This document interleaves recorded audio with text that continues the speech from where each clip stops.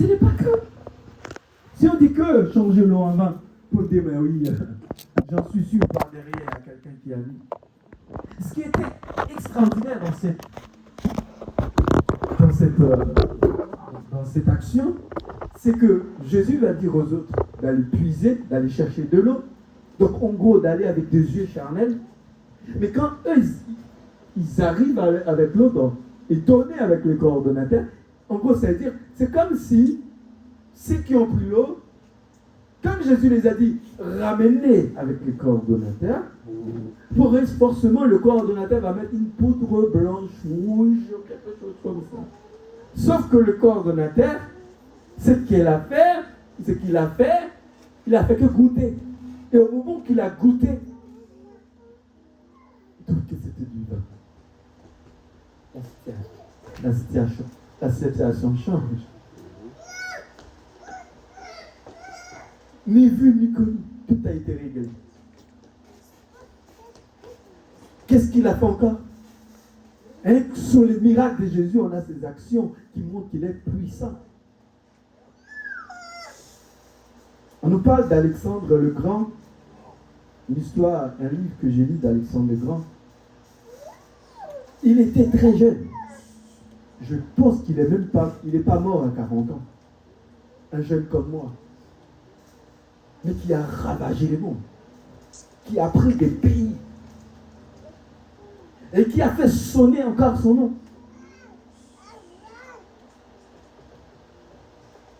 Un homme de pouvoir.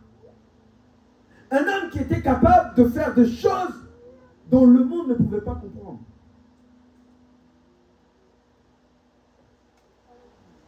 Il a tué. Il a fait. Ses actions étaient grandes. Mais pas plus que celles de Jésus en 3 ans. Jésus a accompli des actions que le monde entier ne pourra jamais finir de raconter. Pourtant, il les a accomplies en 3 ans. Vous imaginez pas quelque chose là? S'il en avait fait 40 ans, vous imaginez les ravages? Le monde n'aurait même pas ici à cette place pour raconter les merveilles de Jésus.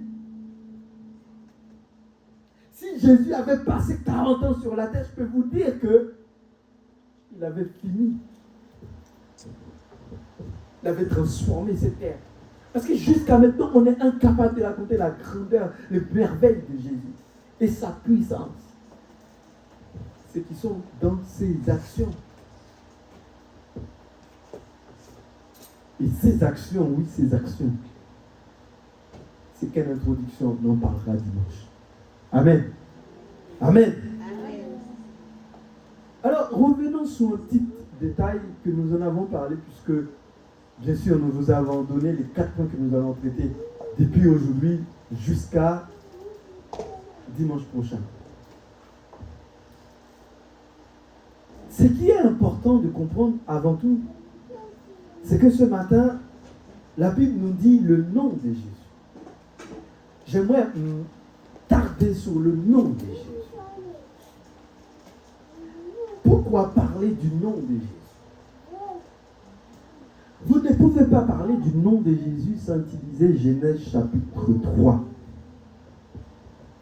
En Genèse chapitre 3, quelque chose se passe. Une situation importante se passe. Et c'est pour cela, ouais, c'est maintenant que je rentre dans la prédication, il est déjà midi. Et le terme que j'aimerais traiter ce matin, c'est de vous dire le nom contre l'infection. Je répète, le nom contre l'infection.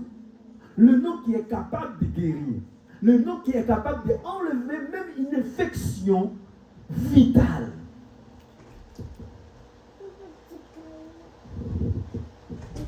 Le nom contre l'infection. Et tout d'abord, il faudra qu'on passe par cette point-là. La séduction. Genèse chapitre 3 nous raconte quelque chose à chaque fois que vous parlez de Jésus. Vous ne pouvez pas ne pas passer par là. C'est comme si une maman qui dit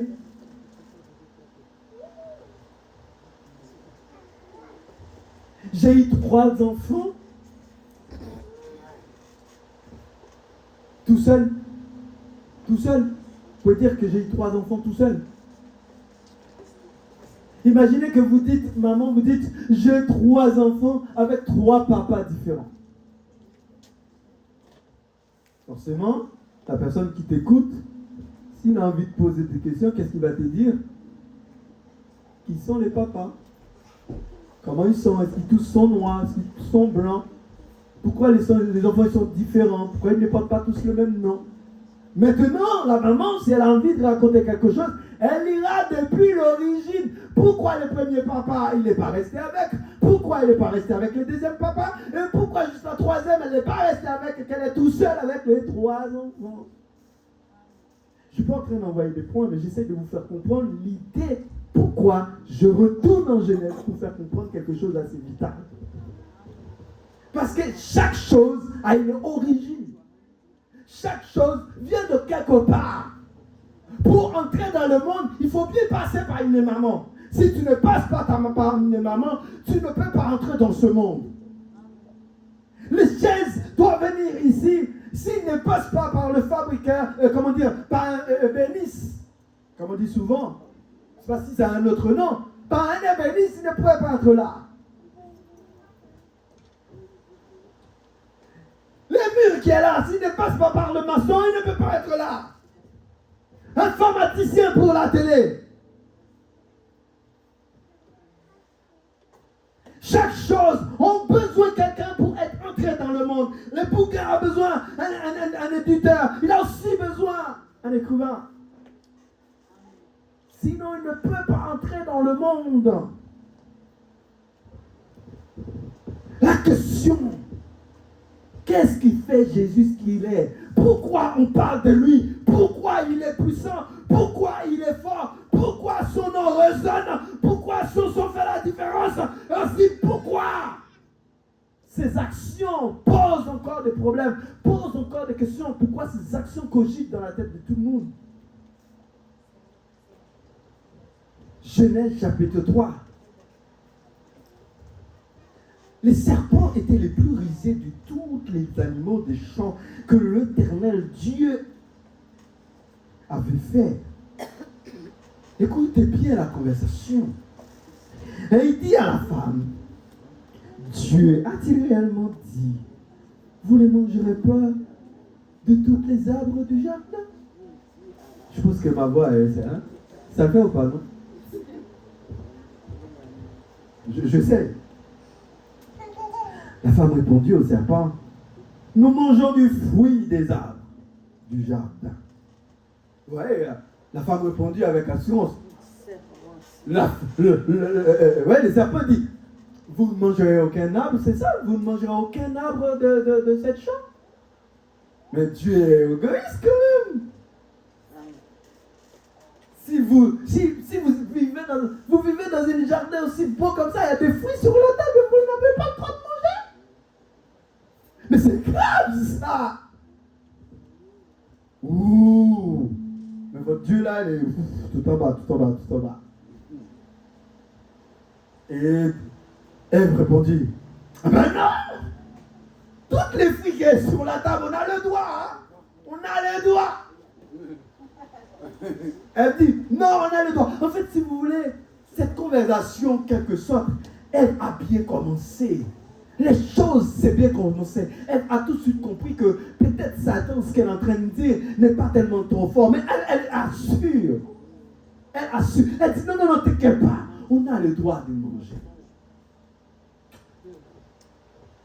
Tout de suite, comme la Bible nous dit, c'est le plus risé de chant. Le diable a tout de suite compris cette partie du conversation ne n'amènera à rien. Mais du coup, il a essayé une autre manière d'aborder la situation. Parce que forcément, s'il a dit, vous n'avez pas le droit, le diable aurait pu prendre un fruit au hasard. Si Dieu avait dit, écoutez, tous les fruits que je mets sur la table, ne les prenez pas. Vivez comme ça. Ah, mais Dieu est méchant. Vous pouvez en prendre. Ça aurait été un moyen de lui rendre plus simple son travail. Pourtant, c'est un peu compliqué. Verset 3.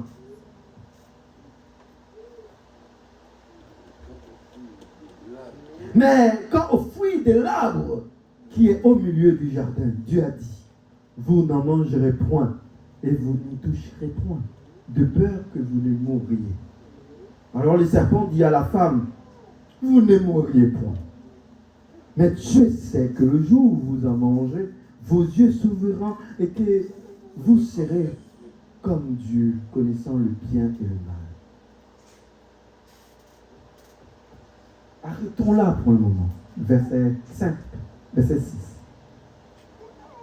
Mais bien aimé, vous voyez la finalité de l'humanité aujourd'hui, c'est qu'ils mettent la maladie en toi et moi vient d'une conversation. Est-ce que quelqu'un me suit? Vous comprendrez pourquoi je parlerai de la parole. En fait, c'est une chose qui vient dans le monde, c'est que je fais que je souffre. J'ai des douleurs partout. Ce qui fait de moi le malheureux que je suis, ça vient d'un fruit d'une conversation. Les fruits d'une conversation, une chose que Ève peut-être aurait dû éviter. Oh, mais bien aimé, certaines conversations sont plus possibles. C'est pour cela que la Bible nous dit fuis. C'est l'une des combats, la Bible ne te donne pas l'autorisation de te battre. Ah ouais, c'est ça, pasteur a dit. C'est pas ça, non. Vous m'êtes allé dans notre église, vous savez comment ça marche, oui. Ah, les fruits d'une conversation. Les fruits de ce que tu regardes. Les fruits de la personne qui te défie. Ah, mais toi, tu viens à l'église, mais tu sais pas, il y a ton mari. Le fruit d'une conversation. Certains foyers sont divisés parce qu'il y a un fruit d'une mauvaise conversation. Eh oui, le fruit d'une mauvaise conversation. Cette conversation n'aurait jamais été liée. Moi et toi, on n'aurait pas été dans le péché. Le diable a utilisé un serpent pour séduire la créature, l'une des créatures la plus belle de champ que Dieu a créée. La Bible nous dit tout a été parfait, tout était bien, mais la parfaite, la plus parfaite a été séduire. A été séduire parce que tout simplement elle a eu une conversation avec un serpent.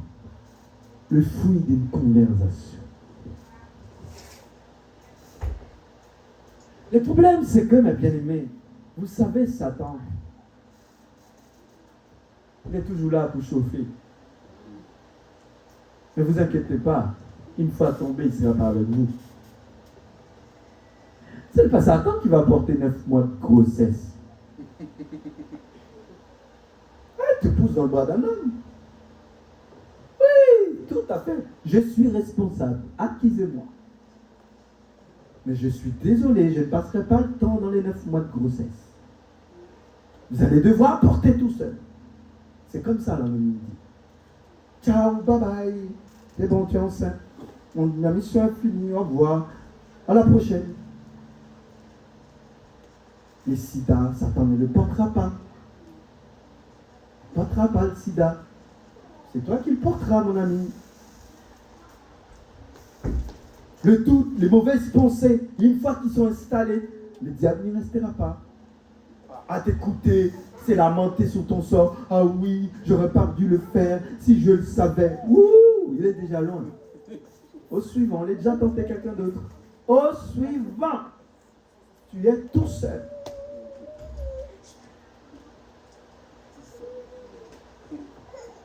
La Bible nous dit, lorsque Ève a été séduite, la Bible nous dit, après avoir entendu ces paroles, Ève regarde les fruits. Et tout de suite, les fruits avaient un autre regard particulier pour elle. Le fruit d'une conversation. Dont le pasteur te regarde, qui n'était pas un problème pour toi. Aujourd'hui, demain, qui devient un problème. Tu ne peux plus écouter son message parce que tu as entendu le fruit d'une conversation. Et c'est pareil pour ton travail. Oh, lundi, tu étais avec tous tes collègues, tout était bien, vous mangez ensemble au restaurant, tout s'est passé bien. Mardi, tu arrives. le comportement change. Pourquoi? Le fruit d'une conversation. Tout s'est passé bien avec ton mari, tout allait bien. Tu es réveillé dans la maison avec lui, tout va bien. Tu te réveilles, tu vas au travail. Quand tu reviens, monsieur a un autre regard, monsieur a un autre comportement, le fruit d'une conversation. Alors oui, le fruit de cette conversation n'est que à ce moment-là, qu'est-ce qui se passe? D'abord, ruse. Matthieu chapitre 5. Ruse, Genèse chapitre 3. Pardon. Suivis maintenant un mensonge maquillé. En vérité, le diable a dit, vos yeux s'ouvriront. C'est vrai. Mais le diable a oublié de dire avec eux, vous allez mourir. Voilà, le diable ne dit pas. Hein? Le jour où vous en mangerez, vos yeux s'ouvriront et que vous serez comme de Dieu. Maintenant, vous ne serez pas de Dieu. Vos yeux s'ouvriront, mais vous serez morts. Ça, par contre, le diable ne l'a pas dit. Il ne te l'a pas dit. Il ne te dira pas que si tu vas dans la fornication, tu auras le sida. Il ne te dira pas que si tu vas coucher avec quelqu'un et que tu n'es pas sûr de lui, tu risques de porter un grossesse. Il ne te dit pas que si tu voles, tu risques d'aller en prison. Il ne te dit pas ça, mais il te dit il faut que tu vas, parce que si tu vas être riche, tu vas être ci, tu vas être ça. Mais t'inquiète pas, je suis là, je te protège, je te contrôle. Mais il attend que tu tombes. Et une fois tombé, bye bye. Il ne te dit pas tout, hein. Il ne te dit pas tout. Le diable n'a pas dit, hein, vous risquez de... Vous allez mourir. Ce n'est pas vous risquez. Il dit, vous allez mourir. Le diable ne l'a pas dit, mais Dieu a dit, le jour que vous en mangez, vous mourrez. Verset 6. La femme vit que l'arbre était bon à manger, agréable à la vue et qui était précieuse pour ouvrir l'intelligence, et elle prit de son arbre, de son fruit, et en mangeait. Elle en donna aussi à son mari qui était auprès d'elle, et il en mangea. Verset 7, la Bible nous dit, les yeux de l'un et de l'autre s'ouvrirent, et ils connurent qu'ils étaient nus, et cousus de feuilles de figuier, ils s'enfuirent des ceintures. Alors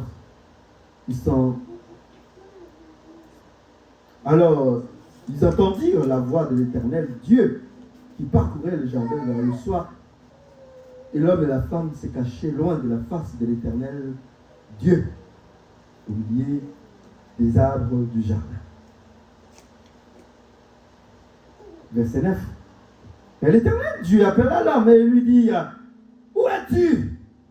Il répondit, j'ai entendu ta voix dans le jardin et j'ai eu peur. Ok. Parce que je suis nu. Ah! Et je me suis caché. Bravo! Trois choses qui fait comprendre, avec Dieu, il y a quelque chose qui s'est passé dans la maison. Il y a quelque chose qui s'est passé dans le jardin. J'ai entendu ta voix. Mais avant, quand Adam écoutait la voix de l'Éternel, il avait plutôt envie d'entendre. Il n'était pas pressé à courir, à aller se cacher derrière un arbre et trouver la connaissance beaucoup de figuiers pour se couvrir. Mais là, la Bible nous dit, monsieur se cache, madame se cache. J'ai entendu ta voix, je le perds. Je me suis caché. Maintenant, l'Éternel va poser la question. Et l'Éternel Dieu dit, qui t'a appris que tu es nu? Est-ce que tu as mangé de l'arbre dont je t'avais défendu de manger? Alors, me répondit, la femme que tu as mis auprès de moi m'a donné de l'arbre et j'en ai mangé.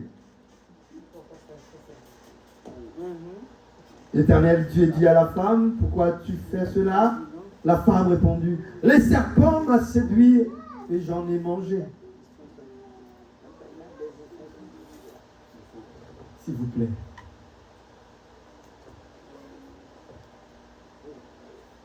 Pas de responsabilité pour l'homme, pas de responsabilité pour la femme. Mais pourtant, personne ne les a mis un couteau sur la gorge pour en manger.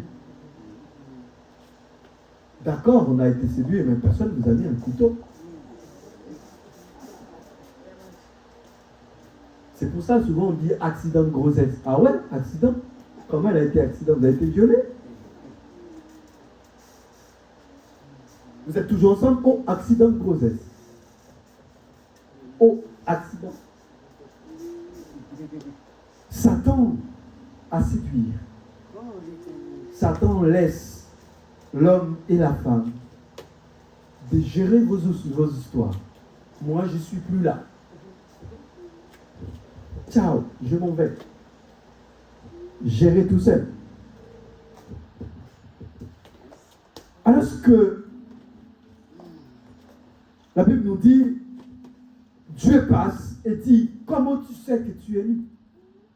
C'est la femme que tu m'as mis. L'homme ne prend pas de responsabilité parce qu'il n'est pas responsable. C'est plus facile. Comme ça, je ne suis pas le coupable. Mais qui Dieu avait donné l'autorité? L'homme. Qu'as-tu fait de l'autorité? Pourquoi ne pas demander avec la femme, pourquoi tu m'as donné ça? Non, tout le monde a mangé, point final.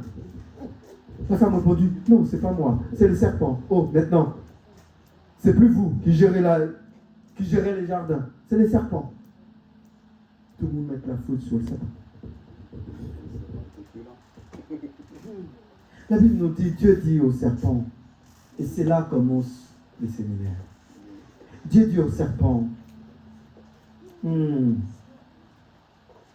voyez, comprenez une chose, que l'Éternel ne pose pas de questions au serpent.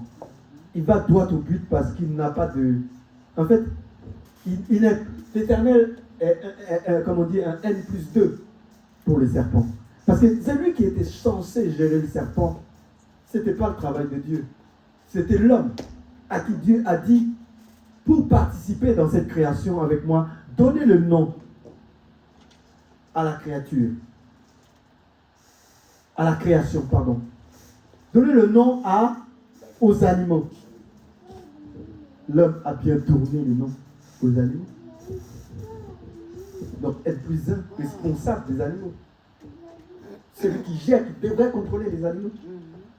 Or, elle n'a pas su comprendre comment ça se fait un serpent t'a parlé et tu as obéi. Et là, l'Éternel dit avec le serpent, puisque tu as fait cela, tu seras maudit entre toutes les bétails et entre tous les animaux des champs. Tu marcheras sur ton ventre et tu mangeras de la poussière. Tous les jours de ta vie. Tu mangeras de la poussière tous les jours de ta vie. J'étais aux eaux des palmiers, mais je vois des serpents énormes comme ça, dans des cages. Il y a toutes les couleurs. C'était la première fois que j'étais en contact avec des serpents. Des gros serpents. Je dis, mon Dieu, j'imagine si c'était ça qui était devant Ève. Franchement, Ève aurait dû avoir peur. Je ne comprends pas pourquoi. Oh. Qu'est-ce que ça intéresse? Et comme vous venez de dire, Barracuda, là, Anaconda. Ouais. Anaconda, c'est un gros serpent, c'est ça? Et celui-là, j'en ai vu un, la tête est petite, il avait un gros corps, c'est ça, hein? C'est lui. Et j'aimerais que vous imaginez un peu la scène. Une petite tête, un gros corps, gros ventre. Il est super long. Et quand il marche, Tu ne la vois même pas marcher. Sauf, à un moment donné, tu la vois à une distance très loin. Mais tu ne vois même pas arriver. Observe. Et marche. Suis là où je vais. Pourquoi je prends cet exemple? Parce que l'Éternel lui a dit. L'Éternel lui dit, puisque tu as fait cela, tu seras maudit entre tous les bétails et entre tous les animaux des champs. Tu marcheras sur ton ventre. Deuxième. Tu marcheras sur ton ventre et tu mangeras de la poussière. Troisième. Tous les jours de ta vie. Et maintenant, je mettrai une inimitié entre toi et la femme, entre ta prospérité et sa prospérité. Celle-ci t'écrasera la tête, mais toi tu fouleras le talon. J'avais pris une photo que je n'ai pas fini les diapos et j'espère que le Seigneur me permettra de vous présenter ça samedi. Et c'est pas mal, ça vous permet de voir un peu tout ce qu'on dit. Et pour ceux qui veulent vraiment écrire, reprendre toutes les notes que j'ai dit dans les profondeurs, vous pouvez les prendre samedi. Ce qui se passe, on prendra bien sûr le petit déjeuner ensemble, samedi, venez assez tôt pour prendre le petit déjeuner ensemble avec nous. Ce qui se passe, c'est que le gros ventre, le longueur de l'animal qui t'entoure, jusqu'à blesser les mêmes talons sur lesquels tu vas écraser. Amen. Tu vas prendre l'autorité. Ce qui se passe, c'est à travers de serpents que nous avons été péchés. Pour Dieu, c'est que le diable a fait. Pour lui, ça ne change pas grand-chose. Et c'est pour cela la Bible nous dit, tu lui briseras les talons. En fait, s'il y a une chose que les gens ne peuvent pas toucher, ne doivent pas toucher chez l'homme, c'est son cœur. Et tant que c'est un talon, c'est pas grave. Je peux boiter, mais je ne tomberai pas. Et c'est pour cela la parole de Dieu nous fait comprendre que le fait que diable a séduit, il pense peut-être que Dieu aurait régné la créature. Sa créature, l'humanité. Mais pourtant, qu'est-ce que Dieu a fait? Il a conçu un plan dans lequel que l'homme deviendra, c'est vrai, guérir, toucher, pas à travers de quelqu'un d'autre, mais à travers d'un nom. D'un nom. Amen. La prospérité entre toi et la femme. La conversation n'était pas liée entre serpent et l'homme. Mais la conversation a été liée entre le serpent et la femme. De la même manière que le serpent a séduit la femme, il a fait naître par la femme le péché. Oh, tais-toi. Ah ouais. De la même manière qu'il a conversé, de la même manière qu'il a séduit, par cette séduction, toute ma vie, je continuais par ma mère à porter le péché. Moi. Maintenant, qui porte le nom de péché? Vous dites c'est lui qui a conçu le péché, c'est Ève. Mais qui porte le nom de péché? On dit les péchés. Bah vas-y. Vous dites le péché de qui? Le péché d'Adam. Vous ne dites pas le péché d'Ève, mais vous dites le péché d'Adam. Pourquoi vous dites le péché d'Adam? Est-ce que c'était Adam qui était devant? Est-ce que c'était Adam qui a dit ah l'homme était bon? Mais qui l'a pris? C'est Ève. Non, c'est tout. Je prêche. Oh. Tant de samedi ici. On va parler qu'à discuter, mais pas là. Hein, ça va? Je sais que vous avez envie de parler. Mais attendez votre tour. Il n'était pas possible de dire que c'est Adam qui a le problème. Mais pourtant, quand vous parlez, oui, je suis né dans le péché d'Adam. Vous avez raison. Pourquoi? Parce que c'est lui qui a l'autorité. C'est à lui de dire non, chérie, tu n'aurais pas dû aller là. S'il avait au moins le sens d'entendre la conversation, il aurait dit freiner. Ce qui n'a pas été fait. Vous savez, mes bien-aimés, ici c'est normal. Il y a d'entre vous là, si vous faites des choses qui ne sont pas bien, quelqu'un rentre et fait quelque chose qui ne sont pas bien, la première personne qui prenne, c'est moi. Je prends l'autorité. C'est moi qui prends l'autorité. Le fait que j'ai l'autorité fait que c'est toi qui portes. Adam porte parce qu'il avait l'autorité. Et c'est pour cela. Le péché a été conçu par sa femme, mais c'est lui qui porte le fardeau. Les 9 mois de grossesse, c'est Adam. C'est Adam. C'est lui qui l'a chargé, c'est Ève. Qui a donné le charge? Satan. Satan a chargé Ève. Ève va prendre le fardeau, il l'a mis sur le dos de son mari. Et aujourd'hui, nous sommes tous baignés dans le péché. Quand on vous explique cela à quelqu'un, il le voit. Non, non, non, non, on n'est pas dans le péché. Mais chaque chose vient par quelqu'un. Et à chaque fois, la personne qui porte la responsabilité à fauter, eh bien, il est éloigné de son objectif. Il s'éloigne où son objectif s'arrête. D'où vient? Parce que l'homme, le péché, la séduction est entrée. Puisqu'il y avait le mensonge.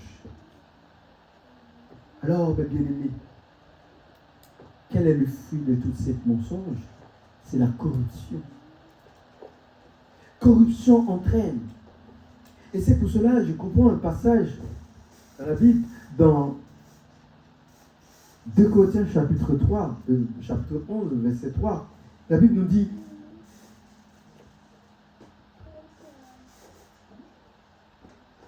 toutefois, de même que les serpents séduit Ève par sa ruse, je crains que vos pensées ne se corrompent, ne se détournent de la simplicité à l'égard du Christ.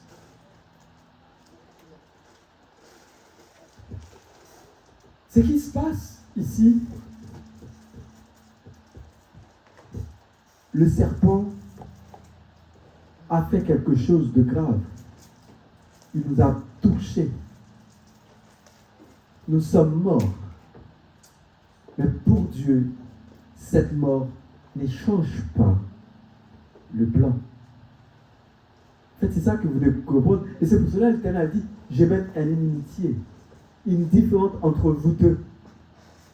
Puisque toi, tu lui as brisé le talon, mais lui t'écrasera la tête. On parle de la femme. C'est la femme qui écrasera la tête. Et de qui Jésus est venu? D'une femme. Comment Jésus est venu d'une femme? Par la parole.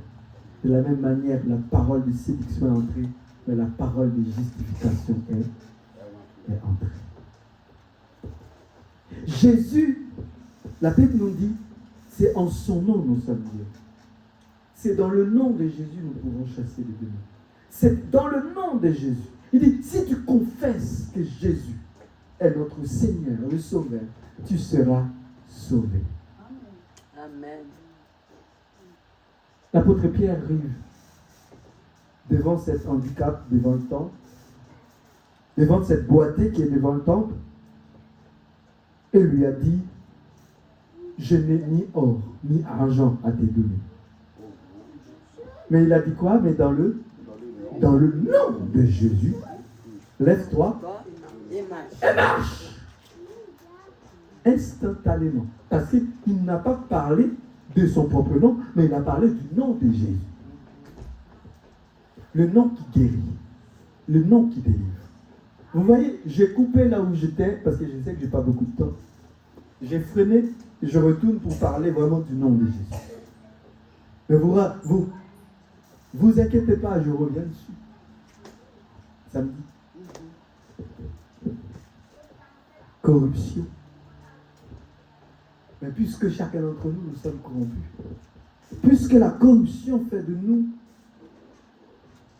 la personne qu'on ne devrait pas, fait que de jour en jour, le nom de Jésus n'a plus d'effet dans notre vie. Le nom de Jésus n'a plus l'importance qu'il avait auparavant. Le nom de Jésus n'est pas plus ce qu'il était avant. Excusez-moi. Le nom de Jésus n'a plus l'effet qu'il était auparavant. Et c'est pour cela qu'il est important que l'homme, pour combattre ses pensées, pour combattre ses corruptions, il doit se basculer pas simplement sur le nom, mais aussi sur sa parole. Sur sa parole. Et c'est pour cela, si tu n'as pas la parole, si tu n'as pas la parole, si tu ne connais pas ton Jésus, si tu ne connais pas ce qu'il est, si tu ne connais pas sa parole, c'est en vain. C'est en vain que tu vas lui servir. C'est en vain. C'est en vain la puissance qu'il a en toi. Tu ne pourras pas le faire. Tu ne pourras pas marcher comme il le veut. Tu ne pourras pas rester comme il le veut. Et c'est pour cela.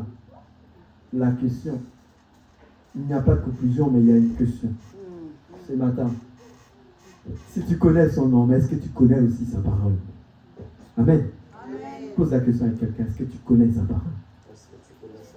Est-ce que tu connais sa parole? Alléluia. Yes, alléluia. Nous allons en parler. Toi aussi, j'espère que vous m'avez suivi. Cette première capsule de prédication, très court, parce que nous l'avons pris vraiment. Mais je vous invite vraiment à nous suivre dimanche prochain pour la conclusion, vous qui êtes en ligne. Et que Dieu vous bénisse. Seigneur, merci pour ce moment. Merci pour ta présence. Merci pour ta parole qui est efficace. Oh Jésus.